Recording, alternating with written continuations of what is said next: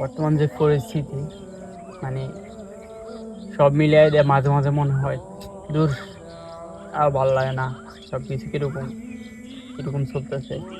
তো পরক্ষণে একটা কোরআন আয়াত মনে আসছে, দেখা গেছে একটা শান্তি আছে, একটা মনে আশা চলে আসে।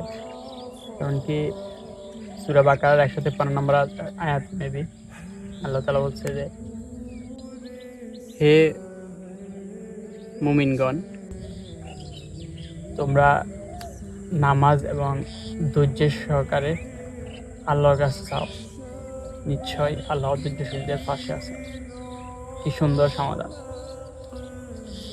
আমরা মানে সাধারণত যারা ধৈর্য ধরে, অবশ্যই ধৈর্য এক পর্যায়ে গিয়ে লাইফে ভালো কিছু হয়। দেখা গেছে অনেকে আছে কিছু করতে না পেরে, দেখা গেছে মানে কি করবে একটা হতাশা হয়ে কোনো অঘটন ঘটতেছে অথবা কোনো একটা খারাপ সিদ্ধান্ত নিতেছে।